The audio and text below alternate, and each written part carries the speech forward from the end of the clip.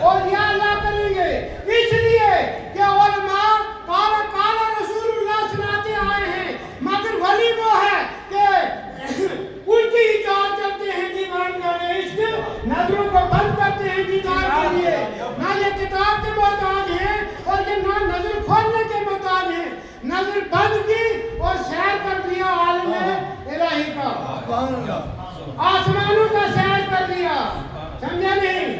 اور پھر کامل والی پیران پیر فرماتے ہیں کہ نظر تو الہ بلاد اللہ جمعن کا خردلۃ علی حکم اتصالی، جب میں نظریں بند کرتا ہوں میں اللہ کی ملکیت کو دیکھتا ہوں، زمینوں کو دیکھتا ہوں، سات آسمانوں کو دیکھتا ہوں، اللہ کی کائنات کو دیکھتا ہوں، اور ایسے دیکھتا ہوں جیسے ہاتھ کے قریب پر رائی کا دھونا، سبحان اللہ سبحان اللہ، ایسے دیکھتا ہوں۔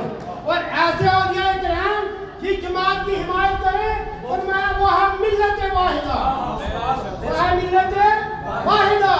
اس ضمن میں گزارش کروں گا، ہمیں ایک پریشانی آ گئی کہ اولیاء کرام کے ماننے والے تو بہت ہیں، مگر اولیاء کرام کے طور طریقہ اپنانے والے نہیں ختم ہو رہے ہیں۔ اولیاء کرام کو ماننے والے ضرور ہیں، اولیاء کرام کا جو مشن ہے اس کو چلانے والا کوئی نہیں رہا ہے۔ اس لیے آپ دیکھ لیں خانقاہوں میں سے وہ خانقاہیں جن کے خانقاہوں کے اندر انہی بزرگوں کے اصول پر بہت ساری خانقاہوں پر ڈھول بجتے ہیں، بہت ساری خانقاہوں پر ناچ ہوتے ہیں ننگے، بہت ساری خانقاہوں پر غیر شرعی مضامین کے ساتھ کلام پڑھا جاتا ہے، بیہودہ تقریریں ہوتی ہیں، بیہودہ پروگرام ہوتے ہیں، خانقاہیں ولیوں کی ہیں، آگے مجاور اور معتمین ہیں، غیر شرعی بن کے بیٹھے ہیں۔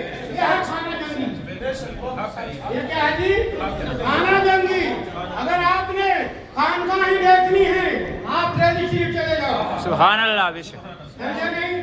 بین لگا ہے، بائر بورڈ لگا ہے، کوئی بھی اور مستورات یہاں سے اندر نہیں جا سکتی، کوئی مستورات اس گلی سے گزر نہیں سکتی، دوران عرس پابندی ہے، اور اگر عرس دیکھنا ہے گلہار شریف کی دھرتی پر جا کر دیکھ لو، سمجھے نہیں؟ اگر عرس دیکھنا ہے، میں تو وہاں خواجہ نظام الدین کیانوی علیہ رحمہ کے اس پر گیا نہیں، مگر میں نے ان کی سیڑھیاں کوٹلی میں دیکھی ہیں، گزا کے پاس اتنا پیارا ماحول ہوتا ہے۔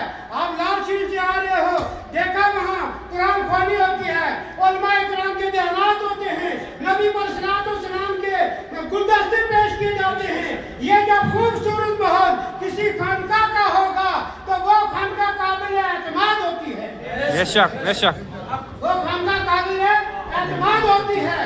اور اگر اپنے آپ کو پیر طریقت کہنے والا کوئی بھی اپنے آپ کو ولی کامل کے ہے، میں نے دیکھا بہت سارے علماء بہ جاتے ہیں جو خطیب حضرات ہیں، اور جب موج میں آتے ہیں تو بہت سارے ڈھلائیوں کو جو ناچنے والوں کو کہتے ہیں پیر طریقت، رہبر شریعت، ولی کامل۔ یہ سب سے بڑی غلطی علماء کی ہے، جب ممبر رسول پر چلتے ہو تو یہ ڈھول بجانے والوں کا ولی کامل کیوں کہتے ہو؟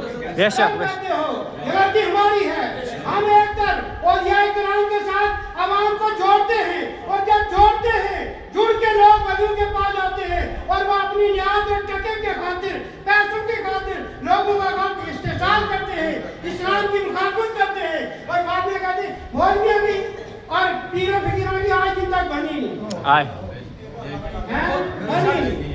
اگر تم نے پڑھا ہو تو پتا چلے مولویوں کی اور پیروں کی کیوں نہیں بنی۔ اگر بننے نہ بننے کی بات ہے تو غنیمت الطالبین پڑھو، اگر بننے نہ بننے کی بات ہے عاشق عشق پڑھو، اور خواجہ اجمیری کی کتاب، اور آپ کے جو خلفاء ہیں وہ باقاعدہ ان کی 8 ولیوں کی ایک مجموعہ ان کے ملفوظات کا ہے جس کا نام رکھا ہے عاشق عشق۔ آپ مارکیٹ سے وہ خریدیں، اور خریدنے کے بعد دیکھیں کہ خواجہ صاحب کا اپنا معمول کیا تھا، اپنا طریقہ کار کیا تھا، ان کا اپنا اصول کیا تھا، وہ عاشق عشق کے اندر انہوں نے نوٹ کر دیا، سمجھے نہیں؟ اگر آپ نے بابا جی لالی کو دیکھنا ہے آپ اسرار کبیری پڑھیے، آپ کو پتا چلے گا کیا بات ہے۔ میں بار بار یہ کہتا ہوں جس ولی کے ساتھ لگاؤ کرتے ہو اس ولی کے آستانے پر جا کے مطالعہ نہیں کرنا، جس ولی سے لگاؤ کرتے ہو ان کی ملفوظات، ان کی کتابیں پڑھو، پتا چلے گا کہ ان کی حقیقت کیا تھی، بے شک، سمجھے نہیں؟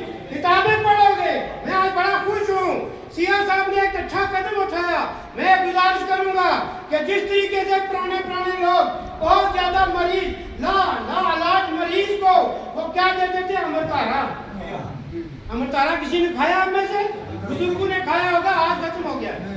अमृतारा इतना कड़वा होता है हाथ से ज्यादा, और आदमी इसको बर्दाश्त नहीं कर पाता, मगर अमृतारे को हकीम बताते थे डॉक्टर, ये देना है गुड़ में मिला के।